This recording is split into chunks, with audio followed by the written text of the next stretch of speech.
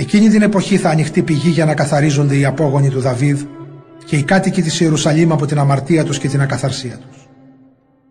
Εγώ ο Κύριος του σύμπαντος θα εξαλείψω τα είδωλα από τη χώρα, ώστε να μην θυμούνται πια ούτε τα ονόματά τους. Ακόμα θα εξαφανίσω από τη χώρα όλους τους προφήτες που κατευθύνονται από ακάθαρτο πνεύμα. Και αν κανείς παρόλα αυτά παρουσιαστεί σαν προφήτης, τότε οι ίδιοι οι γονείς του θα του πούν: δεν έχεις πια το δικαίωμα να ζεις, γιατί είπες ψέματα, όταν ισχυρίστηκες ότι ο Κύριος σε είχε προστάξει να κηρύξεις. Και πριν ακόμα τελειώσει τις προφητείες του, οι ίδιοι γονείς του θα τον θανατώσουν με ξύφους. Εκείνη την εποχή δεν θα υπερηφανεύονται πια οι προφήτες για τα οράματά τους. Θα φοβούνται να τα ανακοινώσουν δημόσια και δεν θα φορούν πια τον τρίχινο μανδύα των προφητών για να εξαπατούν τον κόσμο. Όταν θα ρωτάνε κάποιον από αυτούς θα απαντάει: εγώ δεν είμαι προφήτης, είμαι ένας που δουλεύει στο χωράφι. Από μικρό παιδί έχω χωράφι. Και αν θα τον ρωτούν τι είναι αυτές οι πληγές στο στήθος σου, εκείνος θα απαντάει: τις απέκτησα στο σπίτι των φίλων. Ο λαός κοπάδι χωρίς βοσκό. Ο Κύριος του σύμπαντος λέει: σήκω ξύφος και χτύπα το βοσκό μου που τον έκανα συνεργάτη. Θα χτυπήσω το βοσκό και τα πρόβατα θα σκορπιστούν.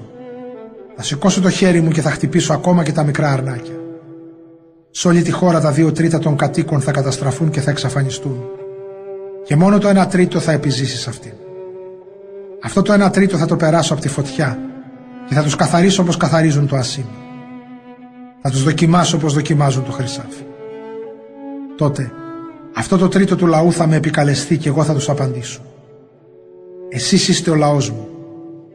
Και αυτοί θα πούν: εσύ, Κύριε, είσαι ο Θεός μας.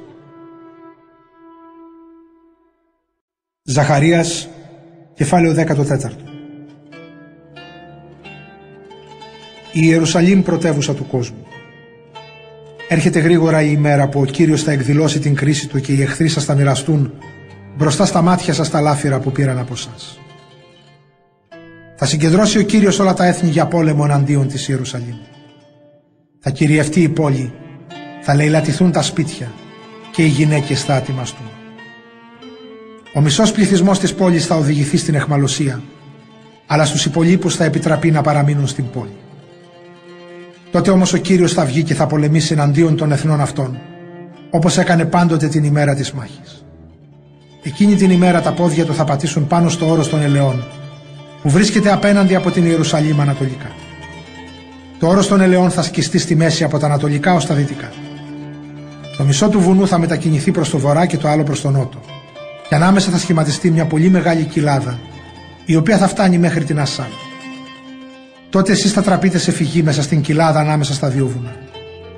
Θα φεύγετε όπως έφευγαν οι προγονείς σας εξαιτίας του σεισμού που έγινε την εποχή του Ουζία, βασιλιά του Ιούδα. Τότε θα έρθει ο Κύριος ο Θεός σας και όλοι οι άγγελοι μαζί του. Από τότε και μετά δεν θα υπάρχει πια εναλλαγή ημέρας και νύχτας. Θα είναι πάντα μέρα φωτεινή και ποτέ δεν θα γίνεται νύχτα. Μόνον ο Κύριος γνωρίζει πότε θα γίνει αυτό. Εκείνη την εποχή θα πηγάζουν από την Ιερουσαλήμ νερά που θα δίνουν ζωή. Τα μισά από αυτά θα χύνονται στην Ανατολική θάλασσα και τα άλλα μισά στη Δυτική. Χειμώνα καλοκαίρι θα υπάρχουν νερά. Τότε ο Κύριος θα γίνει βασιλιάς ολόκληρης της γης. Ο Κύριος θα είναι ο μόνος Κύριος και το όνομά του το μόνο που θα λατρεύεται.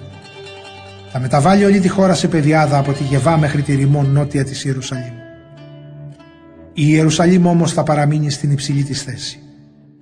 Από την πύλη Βενιαμίν μέχρι την πύλη της Γωνίας, στη θέση της παλαιάς πύλης, και από τον πύργο του Ανανεήλ μέχρι τους βασιλικούς λινούς, η πόλη θα κατοικείται. Καμιά καταστροφή δεν θα απειλήσει πια την Ιερουσαλήμ. Θα είναι ασφαλής. Όλους τους λαούς που είχαν εκστρατεύσει εναντίον της Ιερουσαλήμ, ο Κύριος θα τους τιμωρήσει με τρομερή πληγή.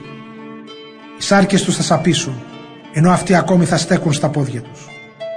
Τα μάτια τους θα διαλυθούν στις κόγχες τους και η γλώσσα τους θα λιώσει στο στόμα τους.